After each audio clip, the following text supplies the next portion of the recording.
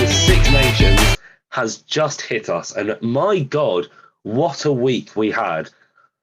Ireland beat Wales for the first time in 10 years in Cardiff. Italy were incredibly, marginally close to beating France for what would have been a crazy win.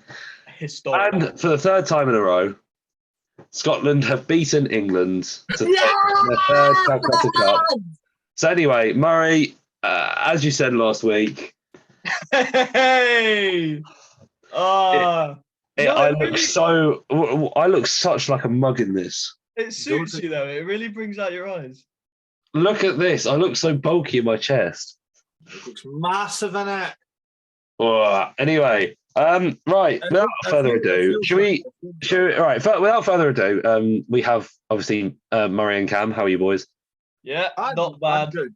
I am good. Yeah. Sorry, Cam. You go. I feel like I'm being punished here as well, but no. Well, all right. No, obviously the poll ended within the week for who Cam should support.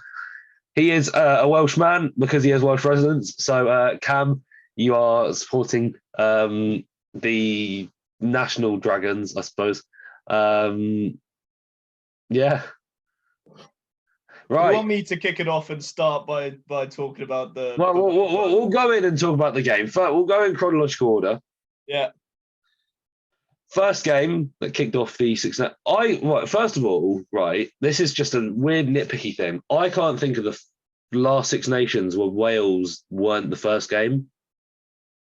It has been. It was the schedule is exactly the same as last year, just with swapped venues. What venues? Yeah. Yeah, exactly. Yeah, that's literally what they've done. I can't think of the last Six Nations where Wales weren't the first game. I can remember 2019 was Wales-France on the Friday night. Yeah. Then the last two have obviously been Wales-Ireland.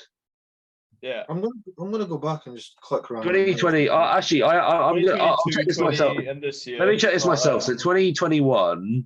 You buggered it. 2021 was Italy France first. It was actually, yeah, but it has. Yeah. Well, I know it's still the same schedule as last year, so.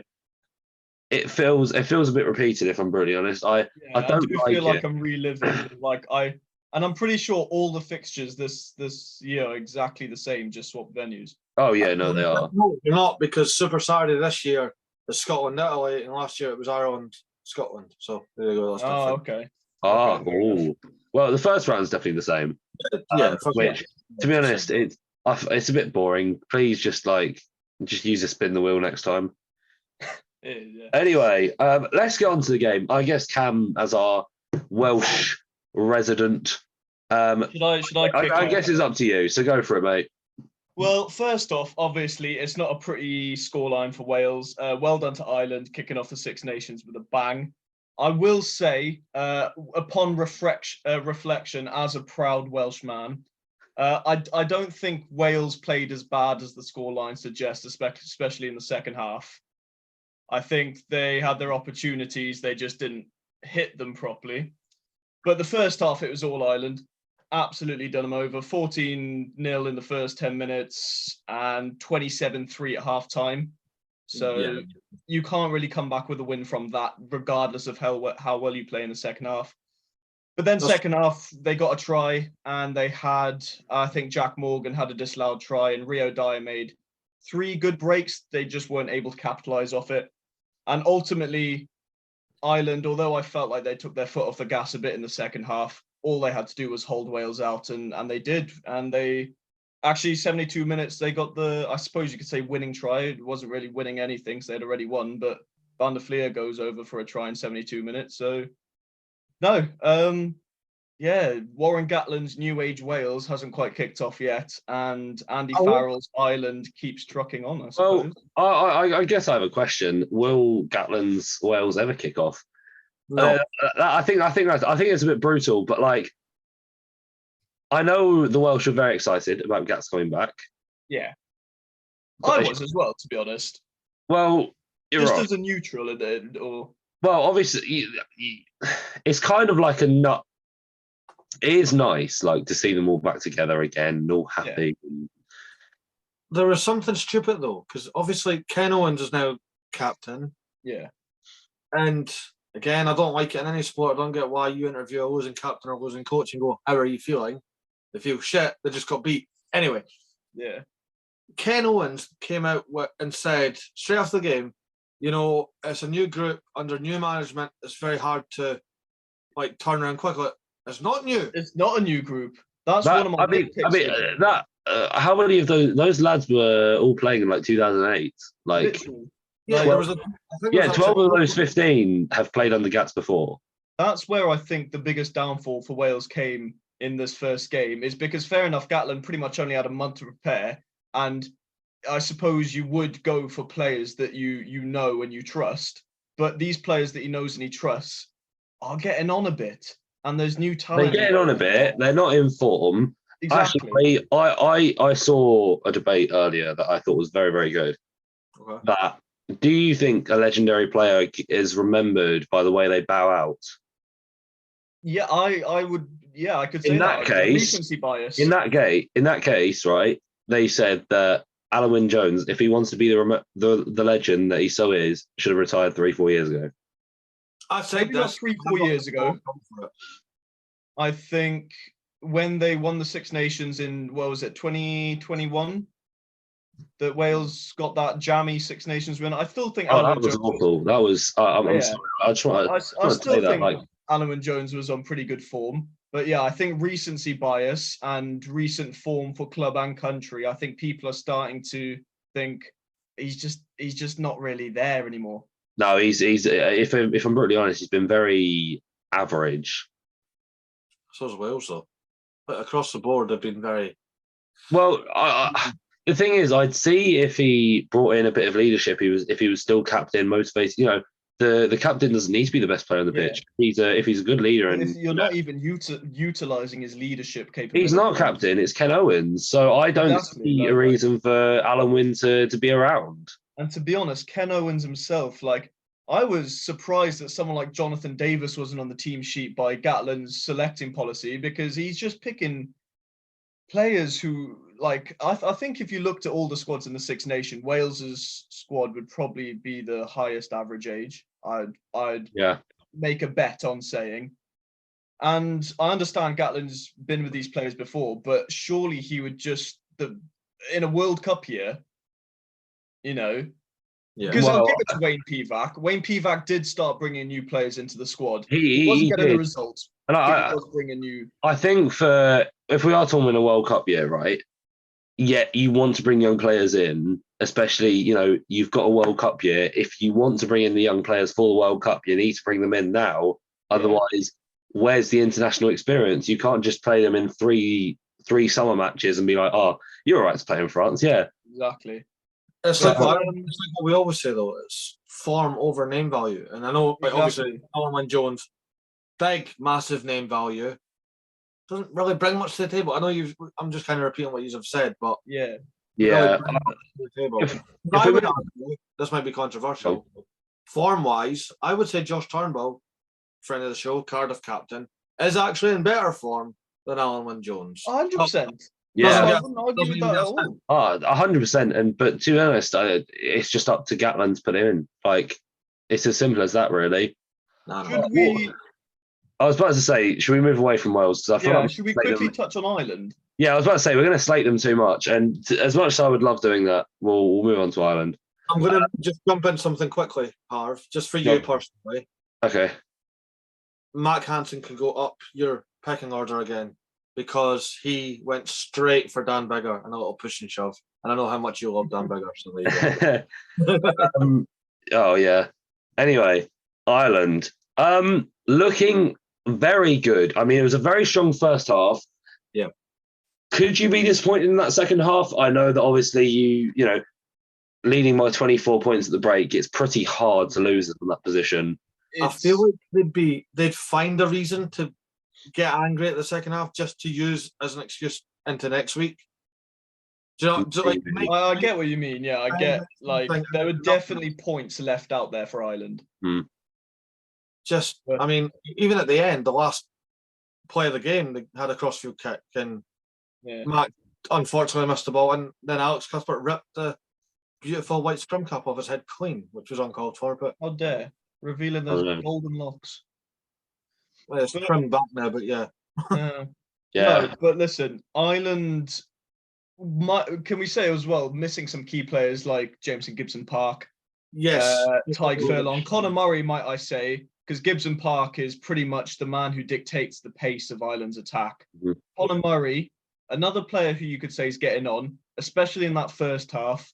I thought he stepped up to the. I say stepped up to the plate. He's an Irish and British and Irish Lions legend, but he sort of stepped back into form and pretty much filled that role without. Yeah, and to be fair, I think he did a good job, especially knowing that Jameson Gibson Park was the first name on the team sheet, and then when obviously he was announced as injured, being a backup or being, I'm not sure, I can't remember what it's called in the theatre, but getting the role call maybe about 24 hours before you actually have to go out there and do it. Yeah, It's probably a harder job than if you got originally named. Yeah. So I heard before though, like the team sheet was out, we're all ready to kick off, and then it came out like Ireland put like breaking news. Yeah, you need to be ready at a moment's notice. And like to be fair, Conor Murray, who I'm guessing didn't prepare to start, did himself well, I think. Did a really good job. Nice though, so there you go. Finley Bealham as well, might I say.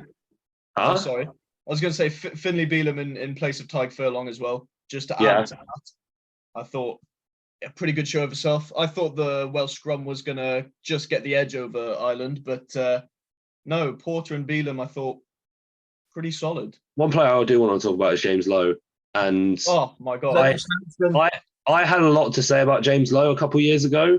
Murray will probably know that I probably didn't rate James Lowe as highly when he first stepped into Ireland's camp. It was a fair assumption, though. Like looking back now, it was a very fair assumption. Yeah, but I mean, I have to say, he definitely showed himself. I mean, the interception, his kicking game was very good. I mean, his kicking game, I think, is one of the aspects that he has improved upon the most. Two years ago, I swear to God, he would just be kicking that thing wherever he could. Yeah, now it's like proper. Well, maybe not pen point. He's got a big boot on him, but in terms of. But he's got an eye for it as well. It's not just about clearance or anything. He's got an eye for the field. He's got an eye for the view for wherever he wants, right? And that's a great aspect to have. And I think that Ireland have one of the best international back three at the moment. Yeah, I could agree with that. With Lowe, Hansen, and with Keenan, who I was just going to mention, just not because of the back three thing there, just because. I know he got player of the match, well deserved. He was everywhere. One play in particular, kick through for Wales. Rio Dyer, we all know how quick Rio Dyer is. Looked like it was a given try out of nowhere. Hugo Keenan just comes in. Nope, he comes back, covers it. Well, I've got to say, I you know how much I love Freddie Stewart, but I would say Hugo Keenan is, I think against Freddie Stewart would be the best 15 in the world. Keenan's not a flashy 15. He's not a try-scoring machine, but he does his job so well. He's secure under the high ball. He covers that backfield well. He's got a good boot himself, and his work rate, like you said, getting back to cover potential, try-saving moments. I think he's everything you want for a 15. We focus a lot, especially this day, on flashy highlights and this player can do this. I think, if anything, that's where a lot of my criticism from a player such as Louis Samet comes from.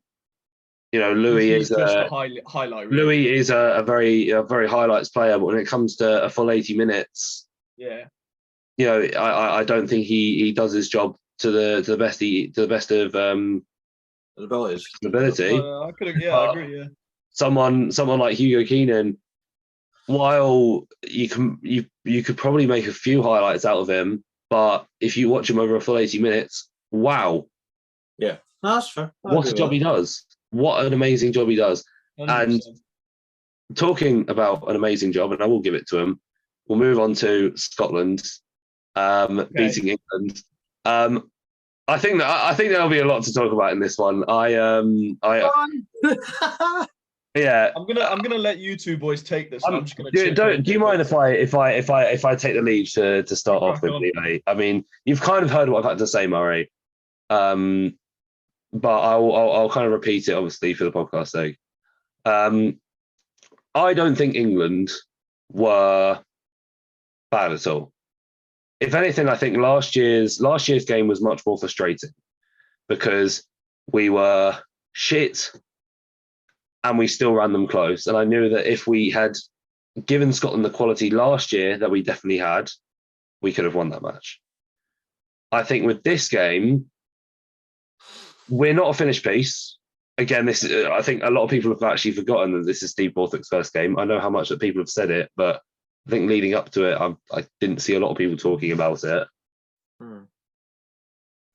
We're not a finished piece, but from the style of play and from things we were doing, they were working out well.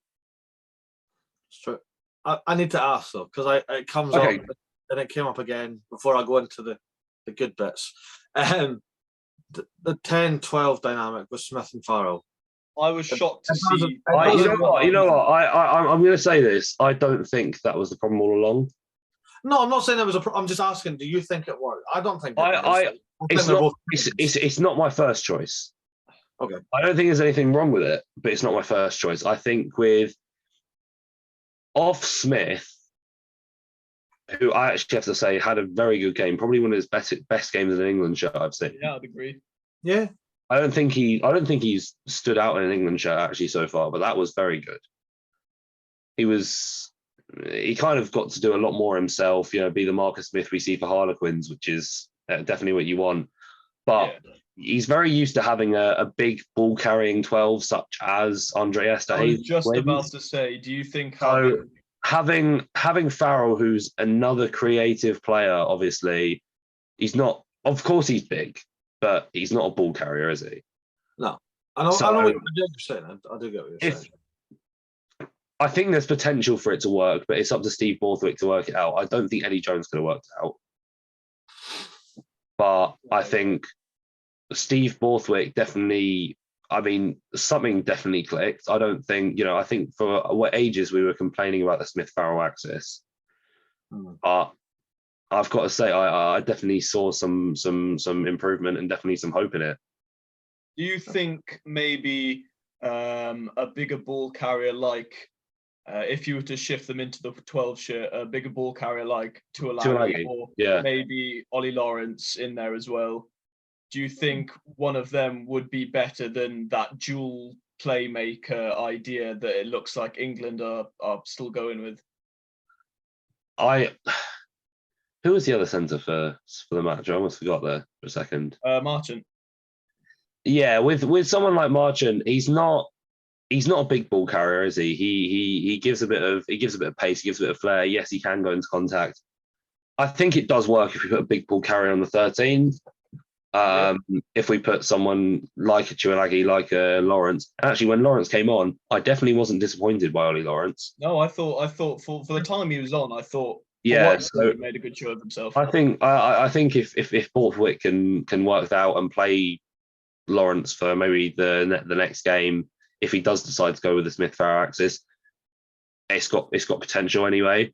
I've got to say, other stand-up players for England, I'll just go into them now. Obviously, Max Malins with two pretty gorgeous tries, actually. First of all, actually, what a kick through from Marcus Smith for the first one. Yeah, that was good. That was almost perfect. And then Max Malins again just did it perfect.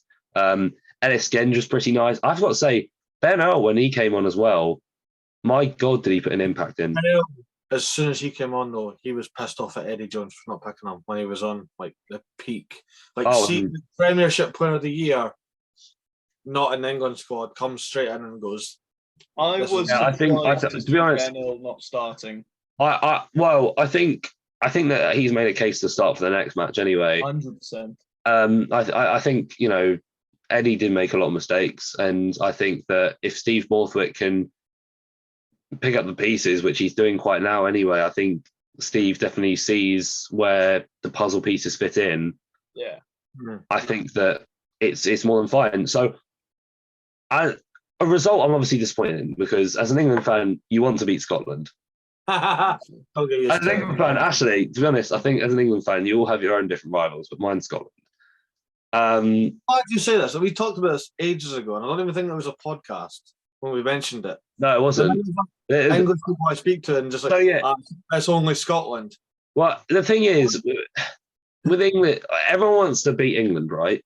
And because everyone wants to beat England, we want to beat everyone else, but there'll be one team that everyone else that you hate more than everyone else. And I think for a lot of English people, actually, it's Wales.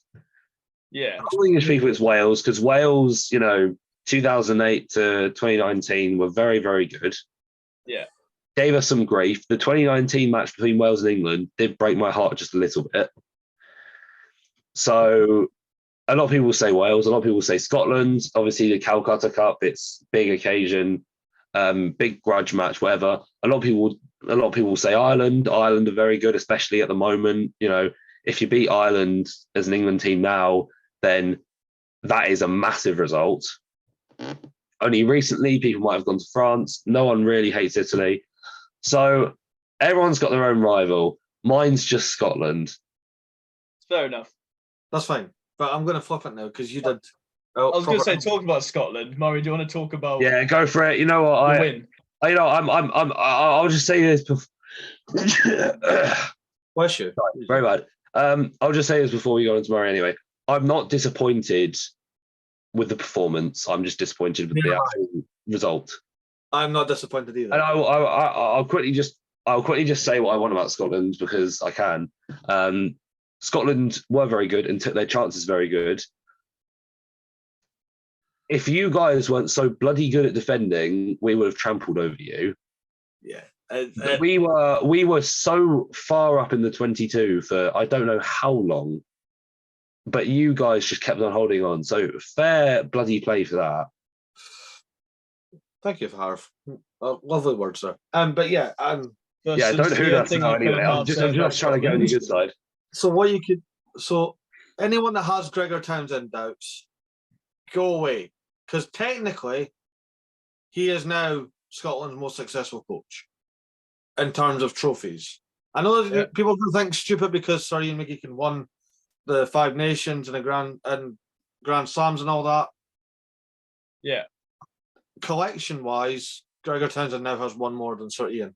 He also has a higher win rate than Sir Ian McGeechan. And I think it's 12 games less than Sir Ian's whole tenure put together because he did a war in Gatland. He did well, left, came back, didn't do so well. But yeah, anyway, onto the team. I mean, one man to start with.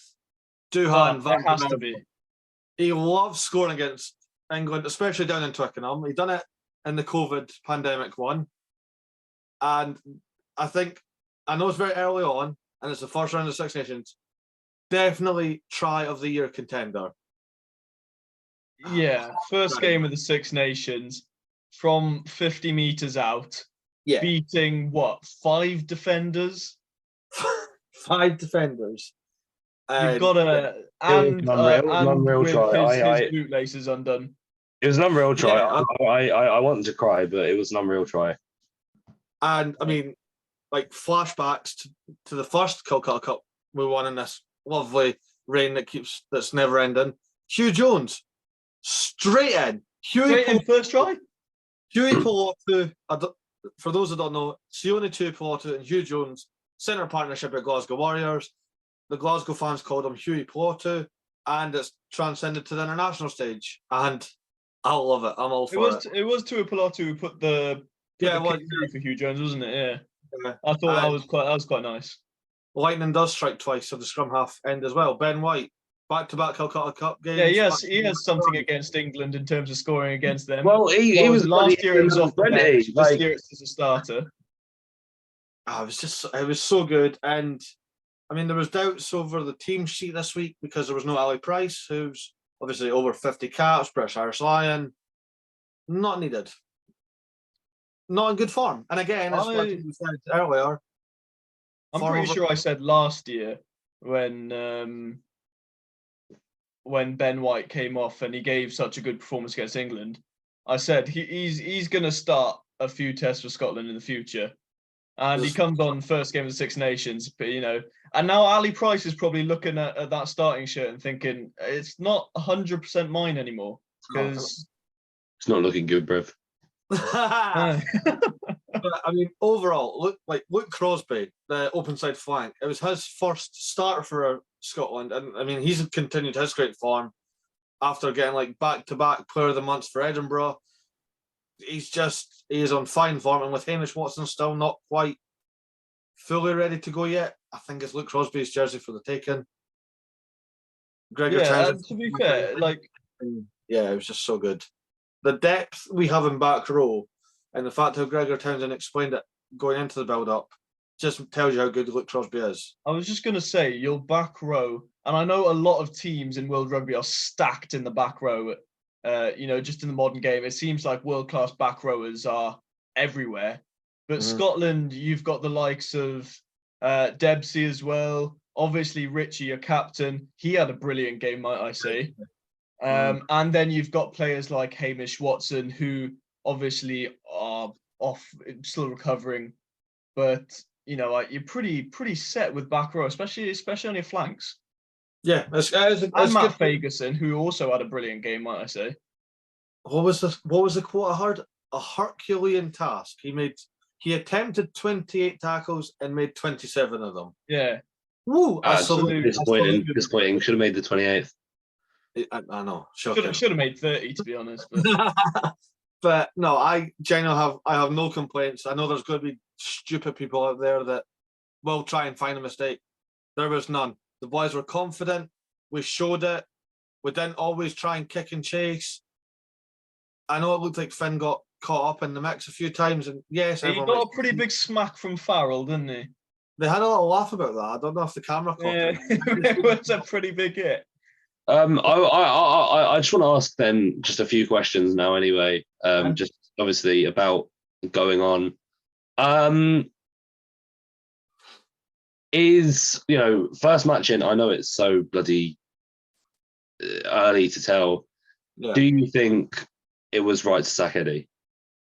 Now that we've seen it in game. You obviously have my opinion on it, so I'm trying not to sound arrogant with this. If you take how Scotland performed against Steve Borthwick's England, I feel like we would have just kept and proper put a hearting on Eddie Jones' England. Okay, yeah, I agree with you at that point. See, I think it's still too early to tell. Not in a bad way. It is. Just but because now that we've actually seen him in game, obviously we're not a finished product. Yeah. But now we've just seen at least glimpses of what it could look like. I think the next two games for Steve Borthwick, you've got Italy at home, and you've got who's your third game? We have got Wales away. It's Wales away, isn't it? It's Wales and Cardiff. Yeah. So 2 games, one at home against a team who's on the up, and one away to a team who might not be in the best form, but it's still the Principality Stadium. Yeah. I think they're going to be 2 big telling games, and I think it's going to give him a chance to test his team's depth. And after that, and after the tournament as a whole, I think we'll be able to say where Steve Borthwick stands, obviously. Yeah, I think at least looking into the next 2 games, first of all, Italy's not a walkover game anymore, is it? Well, we'll get to that. Of course, I was breaking it for the Scotland game. I mean, they'd won the last 2. They didn't really look like they were slowing down. It was a new squad. I think there was a lot to be worried about. Which, to be honest, I think actually I'm a lot more settled now after the game. But Italy, they're going to hit us with something we've never seen before. Yeah, they always do that. They always when it's England Italy. I know that they've never actually beat England. They always do something that catches them off guard. Like, remember when Conor O'Shea went, let's just not counter ruck. So there's no offside. And you still won, but it took you a whole half to figure out what was going on. Yeah. Italy are going to hit us with something we've not seen before. They've taken advantage at Leeds of us before. And yeah, we have shaped up. I think this will be a different test to Steve Borthwick, only because it's not against a well-established team like Scotland, who again they've been working for years over their team and their structure and everything. Italy are relatively new in terms of their current setup. They're a very ballsy team. But if they hit you with something, bloody hell, they've hit you. Yeah. I was just going to say, just brush over the. I'm not being rude to the French or the Italians, but it was a boring game. I was very. See, I disagree because I think it was a quality game. Well, this is only because Cam has like a massive. I can't say that for Italy. For one, I've just watched the Six Nations Extra on BBC just to catch myself up on it because I didn't actually watch it live. Listen, I had a very fun day. No, I know you did. That's fair. Thank you, Cam. Anyway, I'll say brush over it, but we probably will talk about it with some sort of I think it deserves it because I'm just going to brush over obviously the stuff. just all give our points. France 29, Italy 24. Disappointing for the Italians, seeing as they were on the attack for the last few minutes, inside their 20, basically on their 5 actually. Yep. And as well have, come away with the draw/win, depending on the conversion. So it is a big shame. One thing I will say, Kapulza, beautiful man. That is his 6th try in 8 international games. Bear in mind, he's only started. He's only had 8 international games. Yeah, isn't he? Like, I swear he's barely out the womb as well.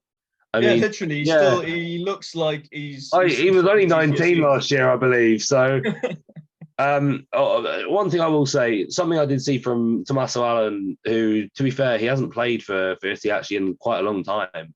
No. There was a bit of kicking inaccuracy there. Same from Varney at scrum half. I thought. Yeah, apparently they had some. They weren't on their best form, but. I mean, Tommaso hasn't played for a while in an Italy shirt. Actually, doesn't even start for Quins. I was just about to say To be fair, when's the last time he's consistently actually been playing rugby? He was hurt, but that was because he was hurt. Yeah, exactly. So disappointing for Tommy Allen, but I mean, this is 5 games where realistically he's going to start. So let him cook, I suppose. Yeah. I just feel very let down with it all. Genuinely. Because the way I seen it was France's discipline was shocking, which kept Italy in the game. And then when it looked like Italy were going on to get this famous victory and stun the world, beating the Grand Slam champions, they shot themselves in the foot. It was like I'm just watching. It's like neither team wanted to win. Yeah. And like Harv said, Capuzzo, yeah, great player. He scored 1 try. Yeah, it was a good try. Didn't really do much the rest of the game. I know he tried. I'm not taking that away from him. I just felt very... almost like Anton Dupont got player of the match. Yeah, Is it just because it's Anton Dupont? Name value. He'd be straight into Gatland's squad. But you know what I mean? I just felt like I felt like they want to show that they're there and they're ready now. Go for it. And I just felt like neither of them wanted that win. I don't know. It's just how I've seen it. And I was I 100% get where you saw it from. My points, I understand. Yes, it was let down. Italy's kicking was poor. I think that was their biggest issue, was their kicking. France's discipline and sometimes execution was also very poor, which, like you said, let Italy into the game. I think you said on the chat, Italy's defense horrendous, and I'd agree to an extent where their defense was very, very narrow, which left yards and yards of space for France on both wings of the pitch. I thought Italy went through some good defensive sets. And I thought Italy's attack, when it managed to click and there were no handling errors, I thought they got the ball going quite well. And I thought they were pushing France. They were giving France a scare. But ultimately, it's a shame they didn't win. And France sneak it. Supposedly that's it for round 1 of the Six Nations. So we'll quickly watch their predictions for next week. Oh, yes. So starting off next week, we have Ireland versus France, which is already deemed the decider, and I don't understand why it's getting called that. We're 2 rounds in. It's going to be Ireland by 2. ooh. I want to see that. I think Ireland Ireland are incredible. Obviously, this is the top 2 teams in the world. Ireland will have performed incredible. France were very run around by Italy, let's say, something they probably weren't expecting. If their discipline was anything like today, then I think that it's kind of Ireland's win the bag. Otherwise, Ireland by 2. Fair enough. Awesome. I'm going to say Ireland take the victory as well. I think France are going to be more clinical because I don't think Fabien Galtier is going to let his team have a performance like that twice in a row, personally. But in the Aviva and how Ireland are tracking the first game in, I'm going to say Ireland by 7. I'm going to go Ireland by 5, just because if it came down to Ireland will kick for goal and France won't. Yeah. No, fair enough. Then we go on. I'm back at the game, boys. I'm back in. We're at Murrayfield. Scotland versus Wales in the Doddy World Cup. I hate to be honest, but I think it's going to be Scotland by a decent amount. That jersey is rubbing off on him nicely. I'm off on it. No, this is not. No, he's going to start talking with an accent. It's not permanent. I have to be level-headed here.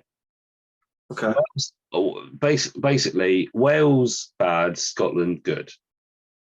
That is currently the state of things right now.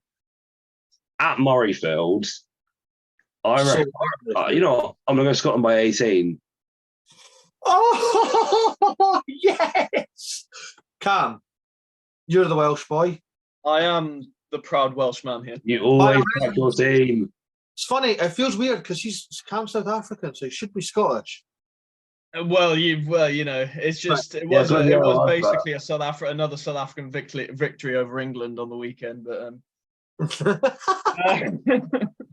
no. Anyway, your residency is in Wales, so you're Welsh. I'm Welsh. I'm a proud Welshman. I think Murrayfield's going to be. I think Murrayfield being the deciding factor this year, because last year we were in the same position. Scotland good, just beating England. Wales bad, just gone thrashed by Ireland, and you lost to Wales in Cardiff.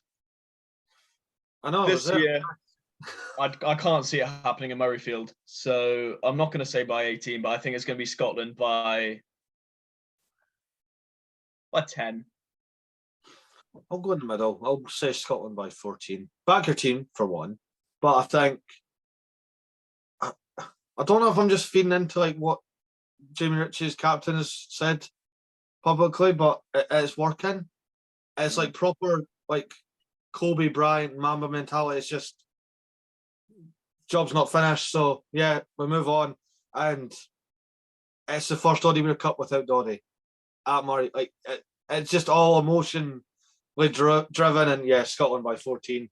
And then we're on to Sunday, England versus Italy at Twickenham. Simple as England by 9. That's not a big win. It's not a big win because I do think Italy are good, and I do think Italy will hit us with something we've never seen before. However, do I think that Steve is going to go off what he's learned from this week? Yes. That is how he did it at Leicester. He took them from a pretty poor position to a incredible, well, the best position in a very quick turnaround. So he built on a lot, and I'd say that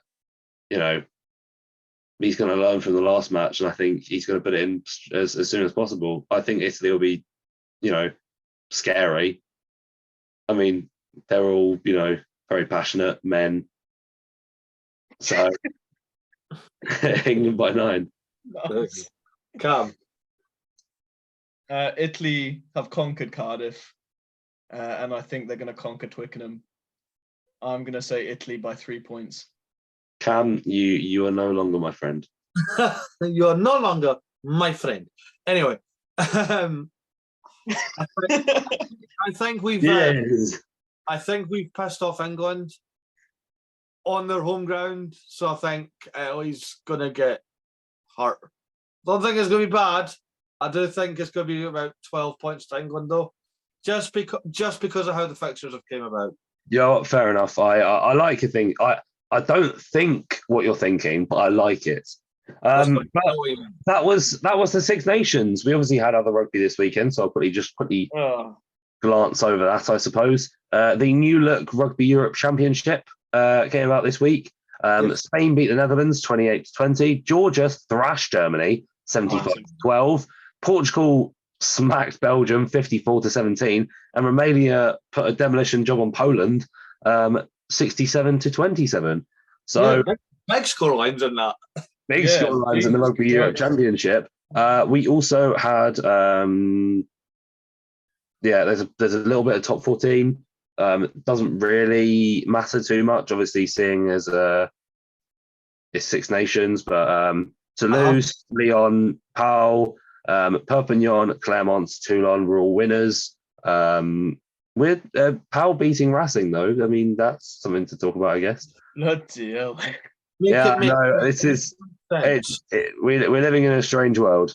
But anyway, I guess as a quick, we have a random match tradition, I guess. So, would we like to do random game of the week? And random game of the week. I haven't even looked at these. I am going to go live. And it's a massive scoreline, not a phone. I am going to go over live to Fife and Murray. Take it away. It's actually still in Fife, so we're still linked. It's all good. Oh, wow. I think I actually saw the result of this game. Please tell. It's Harvey Fife beating, I don't even know who it was. It doesn't matter. 109 points to 3. Woo! That is minging. It was that bad, they couldn't use the scoreboard. That's how bad it was. They ran out of scores. They ran out of numbers on the scoreboard. But there's just a man standing there representing a 1. What? Well, actually, I think they used a broom. I think they used like a brush stick. Stuck it to the side, so fair play to them for that. But yeah, 109 points to 3 in a league game as well. Bloody hell. Mine's the polar opposite of that. Mine is a 1-point victory to. It's in the Kenya Cup. The Kenya Harlequins. He's taking my game. He's taking my game. 21. I might say my the game. Kenya Harlequins have the exact same logo as the Harlequins. Cam, you could have left that game for me. You could have. I'm lucky. I was going to take that. I am going to bring you to the Division de Honor in Spain. Ooh. You know I like my Mediterranean rugby. UE Santboina versus El Salvador, and not the country. I was going to say, did you mean the country El Salvador? Murray's favourite result of all time. A draw! Oh, no! That puts El Salvador and Santboina 2 points adrift of each other. No, it puts them in the bad books. You won't do draws in this. And 6th. If Santboina won, obviously, they would have probably, got neck and neck. It would have been on points difference, whatever. But very tense. It's very tense in the Division d'Honor. Well, yeah. Again, one of, I'd say, my top 3 tournaments. 100%. I'd say Kenya Cup, Division d'Honor, Kenya Cup. and London to Southeast. What's going on with this show? Anyway, there you go. We've done the Six Nations. Harv, paid his debt. Love it. Yeah, I want to cry. I got punished regardless. Oh, shut up. You don't. You. It does not count. If it makes you feel better, you can wear South African top at the World Cup. I will. But that's season 4's problem. We're on season 3. You're Welsh. That's it. So You're Welsh. That is the greatest insult I've ever heard. Shit. we'll round off with that. We'll be back next week covering round 2 of the Guinness Six Nations. We'll probably discuss again more rugby, Europe Championship, and we'll maybe find another random game. Let us know your random games. Let's find one that's more bizarre than Kenya. Let's go Middle Eastern. There's nothing bizarre about Kenya. We don't care about any games you played though. So. I was going to say I don't play rugby right now, but okay, thanks. Jesus. Oh yeah, no, yeah, definitely want to speak to the fans. We have been Rugby Connection podcast. What the hell was that? Oh my god. He looks like a naughty child. Anyway, Rugby Connection podcast. Myself, Harvey, and Cam, we've been talking rugby. Like, share, subscribe to the channel. We've just dropped an interview. We've finally got into the Shark Tank. I'm trying to keep a straight face for this. We've just dropped an interview. We've finally got into the Shark Tank with Bota Chamberlain. Go and check it out, and we will see you next time.